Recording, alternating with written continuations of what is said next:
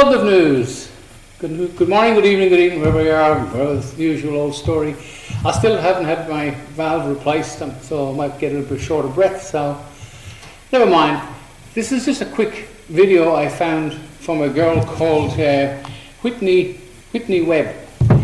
She explains the future of cash, with all this rumored reset and all this stuff, climate change, all this stuff. She explains it, and banking, and it's a brilliant video. I just came across it last night and I thought I'd share it with you.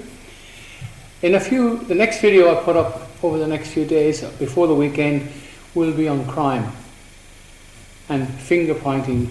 I mean, the police are getting the blame because crime is rising, but it's not them. I'm going to tell you who's behind the whole flaming thing and why.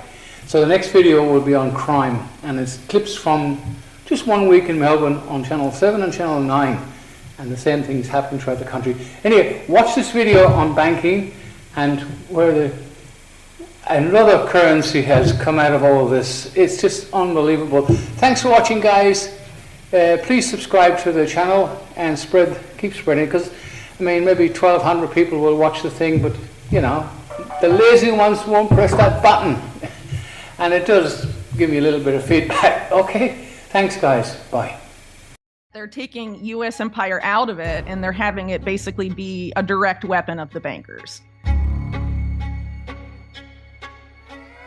So instead of the bankers like buying up U.S. politicians and influencing U.S. empire and getting what they want that way, they're reimagining it to basically create this new economic system that we've seen bits of over the past few years. The idea of programmable, surveillable money, and also this idea of a voluntary carbon market. The goal of which is to have it be voluntary in name only, not unlike digital ID and all of that stuff. The IMF, the World Bank, intimately tied with U.S. empire. The U.S. military even admitted in documents that were published by WikiLeaks that they're financial weapons of the U.S. military, the IMF and the World Bank.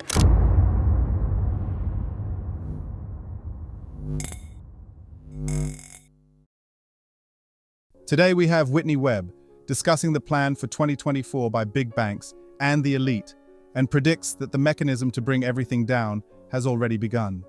She says we've already seen financial giants like BlackRock using crypto and Bitcoin to control the money supply.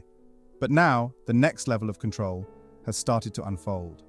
After the approval of the Bitcoin ETF earlier this year, we're seeing a strategic securing of lucrative government contracts, which Webb predicted the push towards a digital ID system tied to financial surveillance, aimed to control and monitor transactions. With the goal now to eliminate financial privacy, a system of programmable money is being created that can only be used and directed by authorities. While the dollar may be the last one to fall, there's a massive plan to completely tear down the way we use money. And this is only the beginning. Let's get right into the video with Whitney Webb, as she gives her prediction for what's coming in 2024. It's been criticized by people on the left and the right. And then there's been time and time again, it's been revealed by even mainstream media. You can look at the Glasgow Financial Alliance for Net Zero that was created by Mark Carney and Mike Bloomberg, which somehow the UN decided were the best people for the job of saving the planet. They're in charge of climate finance for the United Nations.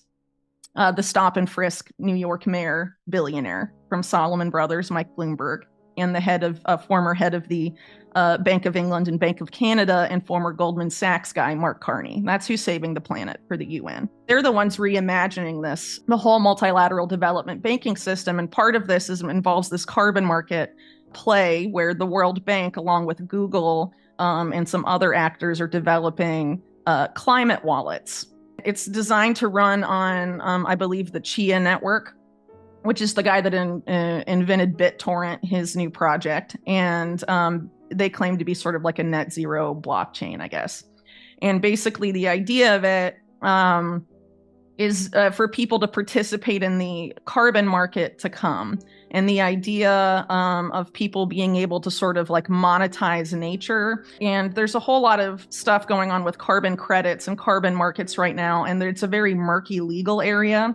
And I'm very concerned about it because there's this whole mentioned but relatively unexplored issue of so-called carbon rights, where the person that buys the carbon credit can get rights to the carbon in the forest the credit represents. Does that make sense? Yes. So like I buy a carbon credit in this forest, this Colombian rainforest, and now I am potentially the owner of the carbon in those trees, so I can decide what happens to that carbon.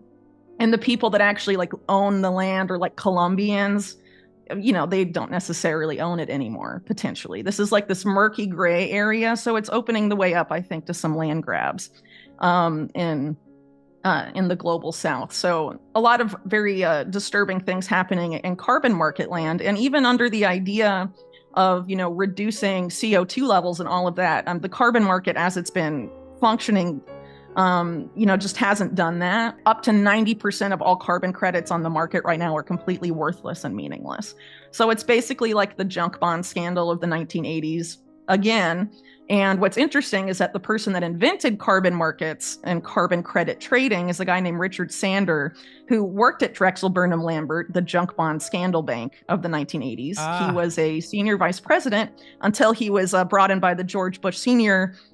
administration to apply free markets to environmental issues for Bush Sr.'s EPA, and then was contacted by this like Rockefeller oligarch guy who was at the UN named Maurice Strong to develop the same solution for carbon. And he's also the father of derivatives of financial futures, which of course helped explode in 2008. So the guy that invented all of that is the guy that invented carbon credit trading, and he also wants to make a market just like that for free water and free air, so you can, get basically taxed on that too. Webb has been warning for months that powerful players like BlackRock into the Bitcoin space. This is definitely a negative development in crypto. She asserts that these institutions are set to control a significant portion of the cryptocurrency supply, and emphasizes the importance of resisting this obvious influence on the market. I think a lot of this we're going to be seeing going forward, this push to have economically destabilized countries in Latin America turn towards dollar-denominated stable coins. Like that's happening in Argentina, for example, because of like the issues with the peso there and how it's been devalued so much, even under Milei. People are flocking to dollars essentially, but like stable coins, either like Tether USDT or Circles USDC. And this whole crypto ecosystem in Argentina is pretty much, largely managed by this one particular network that's intimately tied to the satellite company I was talking about. They're all tied up with this group called Endeavor, which Endeavor has an Argentina branch. They have branches really all over the world. They're based in the United States. Their board is chaired by Edgar Bronfman Jr. of the Bronfman family, which, if you're familiar with my books, is intimately tied to organized crime and basically the people behind Justin Trudeau. And another person on their board is Reid Hoffman, who's the co-founder of LinkedIn, who was a member, part of the so-called PayPal mafia. And probably the closest person in Silicon Valley to Jeffrey Epstein. Reid Hoffman is a big funder of Democrat causes and the Democrats, but other members of the quote unquote PayPal mafia are very much supportive of Trump.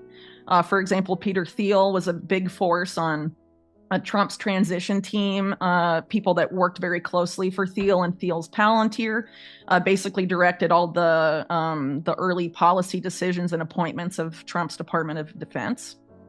And there's been a lot of connections, I think, still between PayPal mafia and Trump. And you have someone like Elon Musk also sort of posturing publicly anyway as a libertarian and sort of in that right populist camp. So I think this particular network has people who sort of play to both sides of the political machine, which is frankly, if you want to get lots of lucrative government contracts, that's what you do. Frankly, it's hard to know where we will be, but I think it's pretty clear that there's certain efforts to push people in a particular direction. I think it's been clear for a long time, and as I'm sure you're aware, there's a push to onboard everyone to a digital ID system. Vaccine passports during COVID were a big part of this. But there's been all sorts of pushes for it. For example, WorldCoin, Sam Altman, scan your eyeball, get a unique digital ID in a wallet you can have tokens in. People in the global south that they're basically being bribed to give up their biometric data for the guy that runs OpenAI with Microsoft and stuff. there's these digital ID initiatives are consistently tested on vulnerable stateless people, but the goal is to have it rolled out globally and to have it be interfaced with a digital wallet where the money is programmable and surveillable. So a lot of people have been talking about CBDCs, central bank issued digital currency. But there's also going to be digital currencies just as surveillable and programmable that are issued by the private sector and the Wall Street banks. And that isn't being talked about enough. Right. So one of the stable coins I mentioned earlier that people in Argentina are being rapidly onboarded to because their currency is being destroyed, Tether recently onboarded the FBI and Secret Service to its platform. So everyone that uses Tether gets to use their money under the watchful eye of American intelligence, essentially. And those same actors, the FBI and the Secret Service, are part of this public-private partnership housed within the World Economic Forum. It's basically U.S., Israeli, and U.K. intelligence, plus a lot of big banks and PayPal. Their ambition is to end online anonymity, and with that, also financial anonymity. So we're seeing unprecedented crackdowns on, financial privacy tools, both for cryptocurrency and for regular transactions, and big pushes from all across the internet, really, to have you tie your government-issued ID to what you do online, whether it's your social media account or really anything. And so the goal here is to have, create a completely surveillable system based on biometrics and with money that the government or whoever can directly program and surveil. So programming it means that you can only use the money for what they say you can use it for, and you can only send it to who they say you can send it to. So, I mean, the goal is to onboard the whole world onto that. And they consistently test this stuff first in a global south. On the global south. So like what this article is about is a big effort to essentially wrap up a significant amount of Latin America by focusing at the subnational level, the local level, onto these kinds of systems under the guise of we must decarbonize now. Yeah. But really if you look at sort of like the fine print, I guess you could say, of this program, the decarbonization funds go toward a specific company that's tied up with this particular group that's trying to build an intercontinental power smart grid from the Americas, and they've been testing their smart grid in poor communities in Latin America, in Los Angeles, actually, in the U.S., and also in Colombia and some other countries, with the idea of having it all tied together and having energy be currency. And the idea is to move away from currency as we know it now, and have all these commodity-backed currencies, and that people trade energy or trade carbon credits. And basically, it's complicated. There's a lot of different reasons for why they're moving in that direction. Part of it is because of the insane amount of debt that the world is saddled with. You have to park that debt in certain places. You have to find ways to manage it, right? And so, some of these stable coins are being used for that. Carbon credits are being used for that. Actually, RFK's vice president, Nicole Shanahan, was running or managing a project at Stanford Law that was about using carbon credits to facilitate quantitative easing, which is, the endless money printing by the Federal Reserve. So there's been a lot of efforts to look at what they're going to do with the debt, and essentially they have to remake the financial system, but they're making it in a way where it's completely surveillable and controllable. And these are really the ambitions that the U.S. national security state had right after 9/11 and tried to impose on everybody. Total information awareness, for example, was a program that they tried to enact. And there was a big uproar about it at the time in like 2003, 2004, because even the New York Times and stuff knew that it was going to completely eliminate privacy for the average American. And so the ambition of this program was to surveil literally everything, including people's like health signals, to prevent pandemics before they can happen, to prevent financial crime before it can happen. Yeah. Webb foresees a looming economic catastrophe driven by collapsing fiat money systems, rampant inflation, and bank failures. She suggests transitioning to a Bitcoin standard might be on the horizon as the world grapples with the impending crisis. She asserts that the promises made by the Federal Reserve and central banks have been hollow, leading to excessive money printing and a proliferation of poor investments. And with the aftermath of the recent inflation surge, Webb says this will not lead to a return to the status quo. What do you think about her prediction for Bitcoin and where we're headed in the first half of 2024? Comment down below. Thanks so much for watching. Don't forget to like and subscribe. This is Library of Wealth. We'll see you in the next video.